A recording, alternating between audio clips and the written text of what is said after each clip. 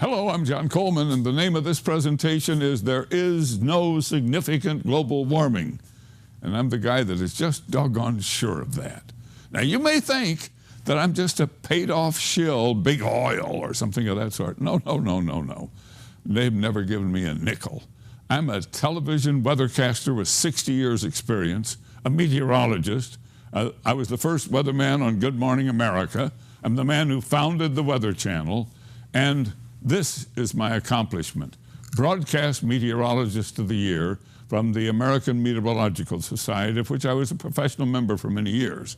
I finally quit the AMS when it became very clear to me that the politics had gotten in the way of the science, and it was time to talk about something else. Now, did we have a winter or what in 2013-14? Oh, man, did we ever. When I called for my brother in Ohio, his wife said he wasn't coming in from shoveling the snow to talk to some guy in California.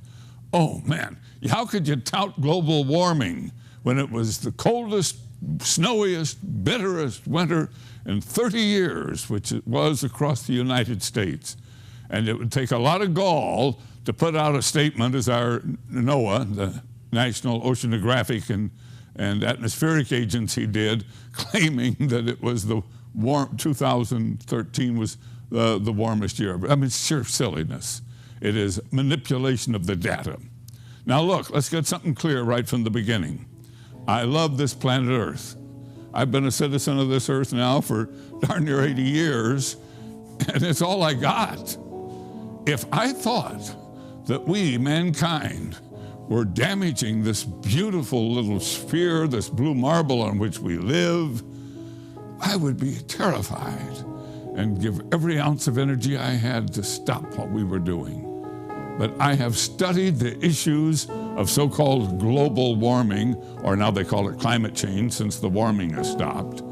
I have studied the issues carefully and completely as a good scientist can, and reached an absolute firm conclusion that there is no global warming. Now, this Earth, it's spinning around the sun at 17,000 miles per hour. It is traveling with the sun in our little spiral off the Milky Way galaxy at over 100,000 miles an hour.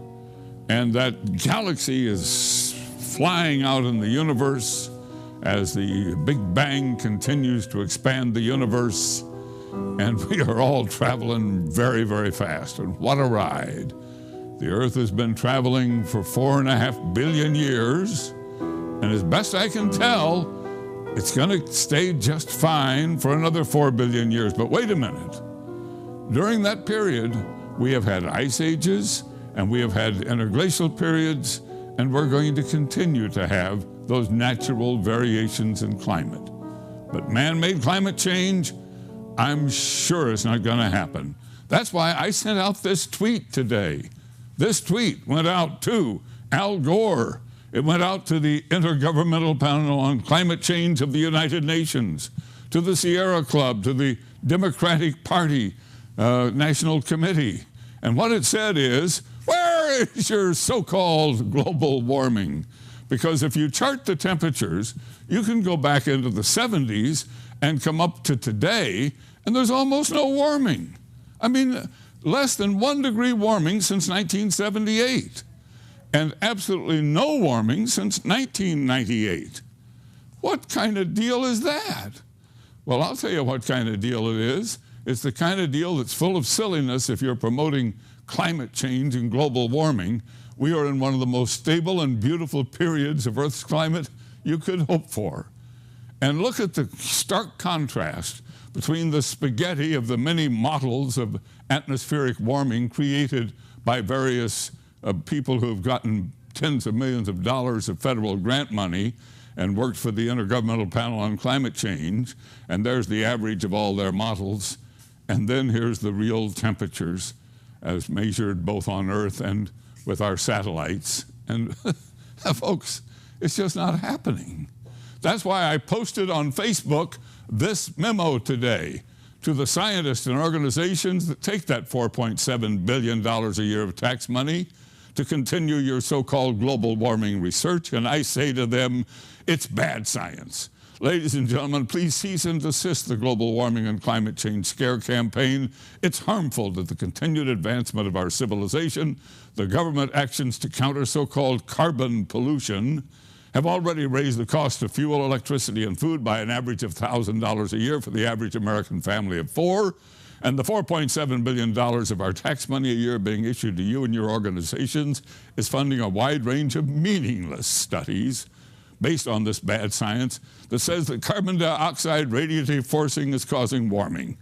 That money could be productively spent on energy research, including graphene and thorium and other new energy sources.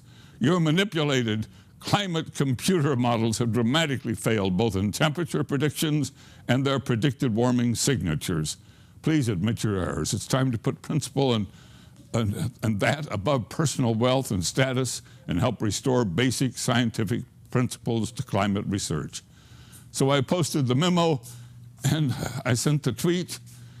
But you know, I know that you are highly skeptical of what I'm saying. How can you believe me when you see this constant stream of global warming news reports day after day, year after year, printed on the internet sites, and all the newspapers? They still print with ink on paper and roll it up and throw it in your driveway and send it in a magazine.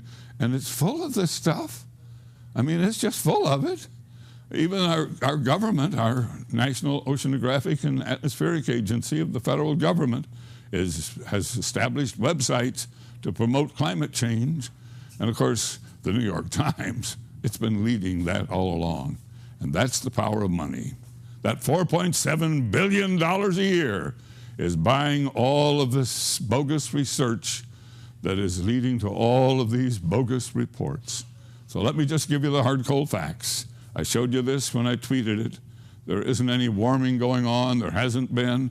Nothing significant is happening.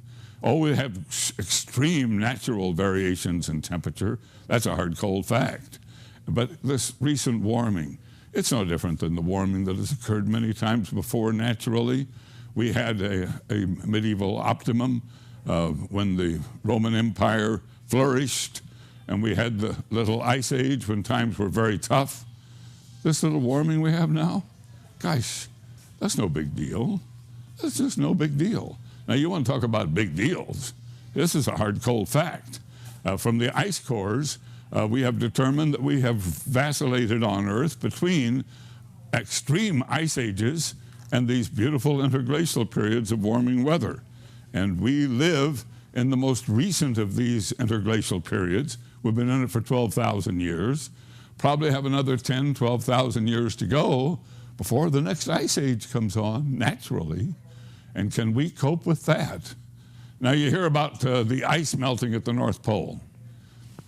What ice melted at the North Pole? Well, it got pretty low in 2007, but this is the last bunch of years since we've had satellite observation. We've had it for about 35 years. And here's where the ice is now, and it's no big deal. And those polar bears, there are more polar bears living today than have been alive any time since we've been counting them. And they are living all around the North Pole in 19 populations. They're doing just fine. That's a hard, cold fact. How about the South Pole? Well, our South Pole, is, as I record this, is in summertime, so the ice melt is near the peak for the season, but you note it's well more ice there than above average. It's near an all-time high. Oh, but the water is rising along the coast. Oh, is that right? Well, it's rising at the rate of about 6 inches per 100 years as part of this interglacial period. I mean, when the North America was covered in a 400-foot thick ice core at the end of the last ice age, the oceans were low, and then as that ice melted, of course, the oceans have risen, but that rise has been gentle and it's not important. And then, superstorms.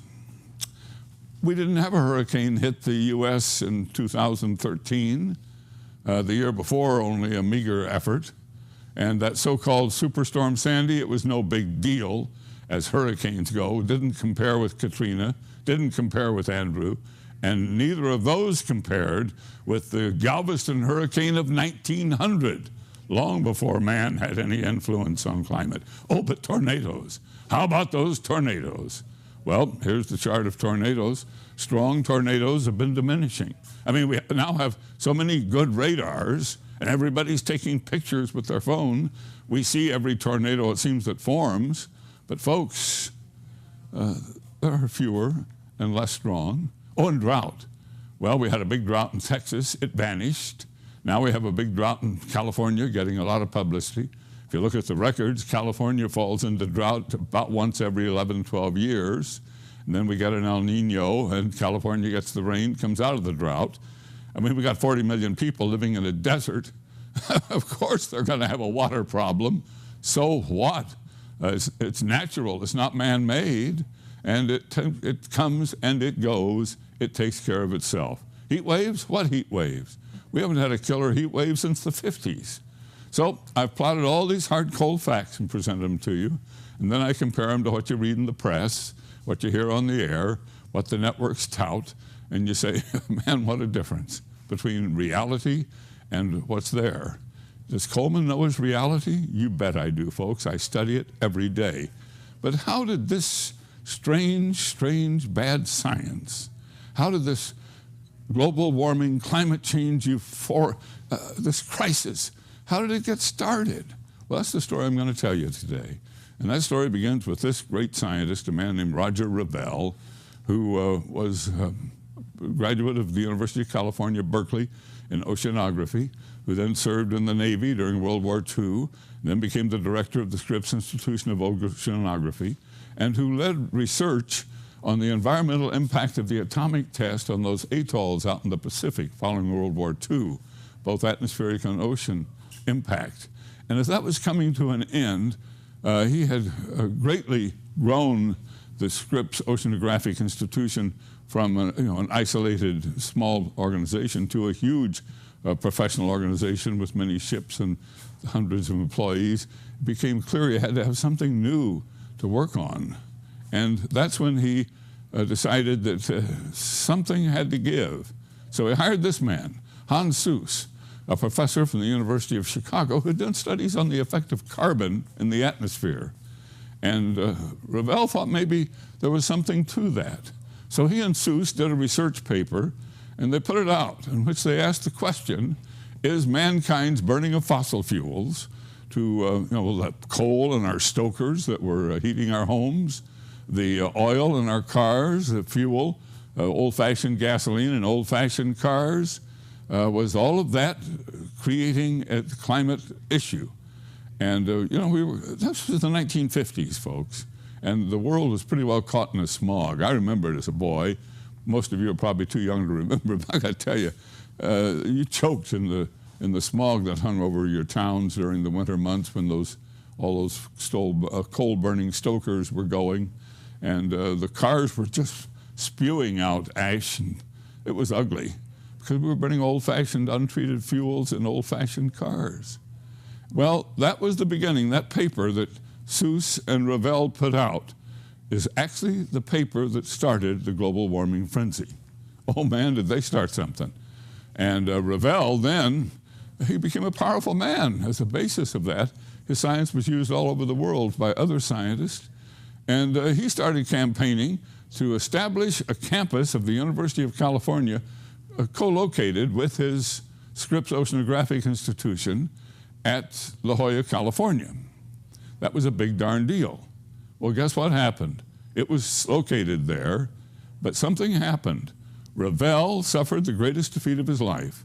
He had campaigned to get that university there and thought he would be its first chancellor, but the politics backfired on him, and he wasn't named chancellor of that university, and he was hurt. So what did he do? He suddenly made a big move. He changed his life. He packed up and went to Harvard, where he started the Center for Population Studies. So there he was in Boston in 1967. Now, what does this have to do with the global warming story? This is what it has to do with it. That first year, one of his students was this young man, Al Gore. The only science class Al Gore ever took. Revelle didn't remember having him in class. But Al Gore, who got a D in the course, was highly impressed. He was the son of a politician out of Tennessee, and he used what he learned there to start his global warming campaign. He wrote a book called Earth in the Balance. He ran for the U.S. Senate. He claimed that the Earth was being challenged by our burning of fossil fuels, and it got him elected to the U.S. Senate. And there in the Senate, he conducted hearings, bringing in scientists and spreading the scare of global warming. And that's when the money began to flow from the government to research. And this was the booby trap. Because once billions of dollars of government funding was going out to these organizations at universities and research groups across the nation, and they had to back that global warming claim that Al Gore was promoting with their research, the research began to pile up. And if you were a young scientist, you didn't have a choice. You couldn't put out a research paper that said, oh, what warming? You'd be out of a job. You'd lose your job, your car, your family. You'd be walking on the streets. No, you had to support it. Al Gore had taken Revelle and Seuss's research paper and used it to start the global warming campaign. And what did Al Gore say? He said, this is Roger Revelle. He was my mentor. He's my hero. He's the man who spread the alarm.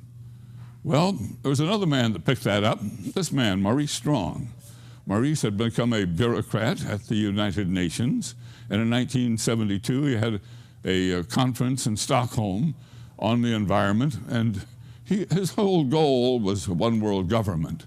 And he used the impetus of that global warming scare at that Stockholm conference to start the initiative that set up the Intergovernmental Panel on Climate Change. So now we had the U.S. government and the United Nations both promoting climate change, and it all came from that Revelle Seuss paper and the research that followed and the dollars that were now flowing, and man, it was underway big time. So the IPCC, it had scientists and bureaucrats and politicians from throughout the world. It had the World Wildlife Federation, the Sierra Club, all the environmentalists, and they all got together and they voted that global warming was for real. Well, I got to tell you something. You don't settle science by a vote. It's not a political issue. It's not a vote. It's science. But never mind. They put out their reports, and they spent a lot of time telling us how we were destroying planet Earth. And they had fancy meetings in tropical locations throughout the world. And the scientists who supported global warming got the paid vacation trips to these big meetings and got to write these books and have their names and their careers. And man, it was a big deal. And what did Al Gore do? Well, he wrote a second book about global warming called An Inconvenient Truth. And we all know what became of that. His liberal friends in Hollywood turned that into a documentary, a sci-fi documentary, I might add, all about global warming. And they voted themselves an Oscar, Best Documentary Film of the Year in 2007. And then they turned around and Al Gore stood by the IPCC president and they got the Nobel Peace Prize, all for scaring us about global warming. So Gore's movie, An Inconvenient Truth, became an absolute mainstay in American schools. How many times did you see it when you were going to school? Over and over and over again. And the global warming frenzy had truly reached its peak when all of that happened. Well, what happened with this man, Roger Revelle, who had started it all, the great scientist? Well, he had kind of lost interest in this population study center at Harvard and missed San Diego, I guess, and the beautiful Southern California climate. And he swallowed hard for his defeat there, and he came back to the University of California, San Diego as a professor. And there he wrote these letters, and I want you to look at them. The first one goes from his desk to U.S. Congressman Tim Wirth. Quote, "We should be careful not to arouse too much alarm about the rate and amount of warming before it comes clearer." And he wrote another letter here to Congressman Tim Bates. "Most scientists familiar with the subject are not yet willing to bet the climate this year is the result of greenhouse warming. As you very well know, climate is highly variable year to year. The causes of these variations are not at all well understood. My own personal belief is that we should wait another 10 to 20 years to really be convinced that the greenhouse is going to be important for human beings in both positive and negative ways. So there it was. The man who had started the global warming campaign had put up the flag of warning. Hey folks, this may not be for real. Caution, caution. Well, he even wrote an article that was published in a new science magazine called Cosmos. And he teamed with a professor, Fred Singer, to write that article. And that article was called What to Do About Greenhouse Warming, Look Before You Leap. And the article concluded, and I quote, "The scientific basis for a greenhouse warming is too uncertain to justify drastic action at this time." Wow. The man who had started it? Well, how did Al Gore react to that? Well, he said, "I've made up my mind. Revelle is now senile. Pay no attention to that. The debate is over." And you've been hearing that now for 20 years. Al Gore won't debate anybody, and he claims it's for real. Well, we lost Roger Revelle. The fight had to go on without him. He passed away of a heart attack in 1991. And after he died, his family joined with the people at Scripps to make him the father of global warming. They rejected his denialism, and so did the UNIPCC. But Dr. Singer, he was made to be the scapegoat for it all. They said he had caused it.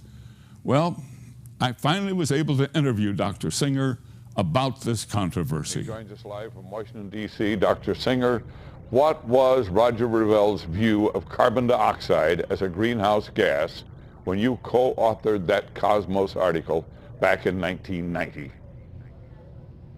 He was very relaxed about it. He basically looked at this as a grand geophysical experiment. After he and his collaborators like David Keeling found that CO2 was in fact increasing in the atmosphere, he and his colleagues were wondering if it would have any impact on climate. He wasn't about to make any judgment on the matter until the data were in. Of course, at that time, by 1990, we had about more than 10 years worth of satellite data, and the satellites didn't show any appreciable warming. And this is what actually set off my own thinking on the matter. I wondered what was going on. After all, carbon dioxide is a greenhouse gas. It's increasing. There's no question about that. Where is the warming? Well, it turns out that the atmosphere is much more complicated than the climate models believe, and the warming is offset probably by a kind of negative feedback that comes from clouds and water vapor in the atmosphere. Well, are you saying that back in 1990 that Revelle was somewhat regretful of the excitement that he had caused about global warming? Revelle, at that time, had written some letters to his congressman and also to Senator Worth, telling him to calm down, not get excited about it, but wait and see what would happen to the climate. In other words, he was telling him, don't assume that things are going to warm up just because the models say so. Revelle actually was very skeptical of climate models, much more so than I was. I was always more optimistic, hoping that they would improve enough so that they could really simulate what's going on in the atmosphere. Revelle had not much faith in models. Well, since that time, many people have said that you were the one who manipulated Revelle, that you kind of calmed him down or changed his feelings in the way you put that article together, that Gore said he was a senile old man when you co-authored that paper, and that therefore you took your position on CO2 and more or less assigned it to Revelle, and they put a lot of blame on you. Well, that's absolutely untrue. First of all, if you knew Revelle, you would know that he was sharp to the very, very end and you could not change his mind. I mean, he knew what he was doing all the time. And furthermore, we have written proof. We have the letters he wrote to his congressman and to his senator. We also have an interview in Omni magazine. So there's plenty of evidence to show that he was quite independent-minded and that he didn't believe in global warming until the data would show him a warming. And by 1990, they really weren't. That is, the satellite data were not showing a warming. Did you and Revelle talk about Gore at all? Actually, no, we never did, come to think of it. We only discussed the science. Revelle's politics was very different from mine. He was, I think, a supporter of Gore. He was a liberal Democrat by inclination, and I think in every other way. But when it came to science, we completely agreed. Interview that I had with Dr. Singer. Now, he's not the only scientist, please understand this, who questions this global warming frenzy, this climate change scare. In fact, there are 9,000 PhDs that have signed a petition denying that CO2 is causing global warming. There's 31,000 scientists in total who have signed that petition. There is a whole organization of them.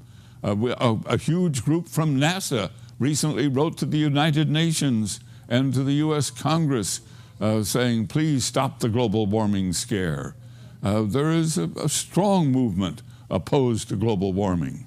You don't hear about it in the media because, you know, the media has that Al Gore liberal bias, so it becomes very tough. And at the Scripps Institution of Oceanography, Al Gore was a hero, and they proved it. They gave him the first Roger Revelle Award. Honored tonight at Scripps Institution of Oceanography. He was given an award in recognition of his environmental work. KUSI's Tom Jordan is live in La Jolla with more on that. Tom? Paul, Al Gore was the first ever recipient of the Roger Revelle Prize here at Scripps Institution of Oceanography, honored tonight for his work in environmental preservation. A rousing welcome for a man continuing his campaign on environmental awareness and protection. Former Vice President Al Gore being honored for his efforts with the first ever Roger Revelle Prize. I want to express my very deep and genuine gratitude for this honor. The award presented at this dinner marking the 100th birthday of the late Roger Revelle, who headed Scripps Institution of Oceanography from 1950 to 1964. Gore studied under Revelle at Harvard University in the 1960s and credits him for igniting his passion on the environment. As a former student, still a student, trying to learn, but still inspired by a great teacher who was a great scientist and a great man.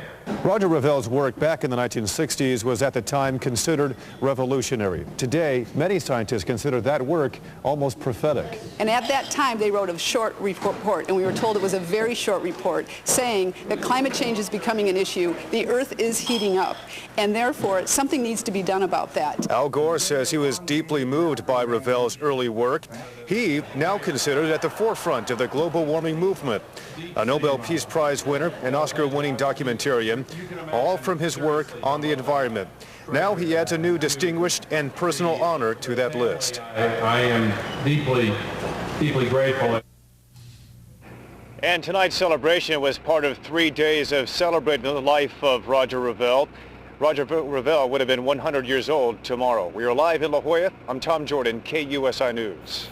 Thanks, Tom. John Coleman believes there is no significant man-made global warming, and he travels the nation speaking on the topic. John has some insights now on Roger Revelle's scientific research and the effect that it had on Al Gore. John? Well, Revelle was a powerful man, a noteworthy scientist, and a significant force here in San Diego in the 1950s.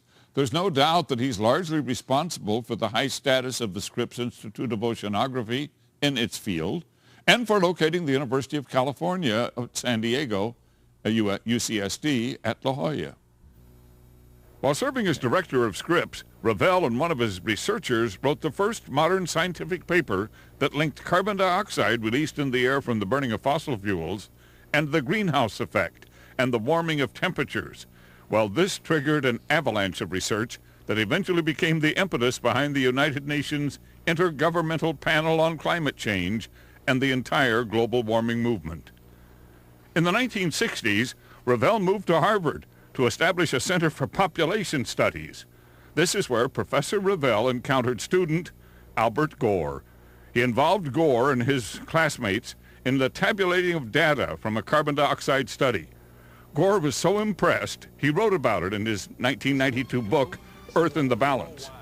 That became the story for the movie An Inconvenient Truth, the Oscar and the Nobel Peace Prize, and some people say $100 million all came from that. There is no doubt Roger Revelle had a major impact on Vice President Gore's life. But there's a twist. In 1988, Roger Revelle was having second thoughts about whether carbon dioxide was a significant greenhouse gas. He wrote letters to 2 congressmen about it. And in 1991, he co-authored a report for the new science magazine Cosmos, in which he expressed his strong doubts about global warming and urged more research before any remedial action was taken. At that point, Mr. Gore pronounced Revelle senile and refused to debate global warming. He continues to refuse to debate. Many offers of thousands of dollars have been made for debate. He refuses. Today, Gore sequestered the media at this event, and he set forth rules: no questions, no interviews. I have learned that in 1991, Roger Revelle made what was his final speech at the high-powered, very private summer enclave of powerful men and politicians at the Bohemian Grove in Northern California. There he apologized for his research, for sending so many people in the wrong direction on global warming, and he worried about the political fallout from the UN IPCC and Al Gore. A man named Don Michael Schmedman, who lives in the San Francisco area, was there that day, and he remembers the Revelle speech very well. He has told me about it in some detail. So think of the irony. Today, Al Gore received the first Roger Revelle Award, honoring the man who sent him on his global warming campaign. But Revelle had realized that it was a false alarm and that the science was flawed before he died. Revelle died of a heart attack in 1991. It would be interesting to know that if he had lived, would he be approving of the award that was given tonight? Or perhaps would he be joining me at the International Conference of Global Warming Skeptics in New York next week? If you want to read the article on global warming that I have written, you can go to KUSI.com, click on Coleman's Corner. John, this is really interesting. We haven't heard this information at all before. Well, I've done a lot of digging over the last year to find all of this, and it really fascinated me when I stumbled across the Bohemian Grove speech. It's not documented anywhere. This is the first time your orbits have crossed, you and Al Gore. You're both in the same city for 24 hours, and we couldn't get the two of you to meet. Well, no, Mr. Gore, of course, was a former vice president. He's a man who got 52 million votes for president, served very honorably as a politician. I think he would have little regard for me. But you'd like to debate him, wouldn't you? Well, sure, I'd love to debate him, but you understand, this isn't political. I'm a journalist and a meteorologist. My interest is strictly in the science. Thank you, John. So that's the report. And I'm sure you're wondering, why haven't I heard all of this before? Why isn't the media full of it? Why do I keep hearing about global warming and its threat to our civilization? Well, it's $4.7 billion a year of our tax money, and that's the power of money. Now, everything I've had in this report is posted, including the complete interview with Dr. Singer. You only saw part of that interview. That complete interview and a lot of other material is posted on my Coleman's Corner website at KUSI.com, Coleman's Corner. Now, I would be delighted to have you look there. I'm also a regular reader of a site called What's Up With That, where my friend Anthony Watts hosts any number of skeptical papers on global warming. The research flows there on a daily basis. Now, what's going to defeat this global warming scare? I don't think it's like it's like David and Goliath. I don't think we can defeat $4.7 billion, the Democrat Party, the United Nations, and the Sierra Club and the Wildlife Federation and all of them. They just claim that we're deniers and old goats, and they think we're bought and paid for by the big oil companies, which we are not. Don't have anything to do with them. But I don't think we can defeat them. You know what's going to defeat them? Time.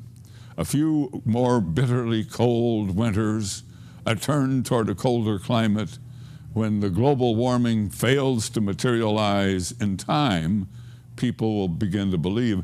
And I have noted that a recent Gallup poll shows that more and more people are saying global warming, that's not the big deal. We got a lot of big deals going on, you know, employment, jobs, government too big, that sort of thing. The list of their concerns is very interesting. Those are on it. But global warming's down toward the bottom of the list. Thank you for watching this presentation. I'm John Coleman, and I'm always available. You can contact me by emailing to jcoleman@kusi.com. Thank you and goodbye.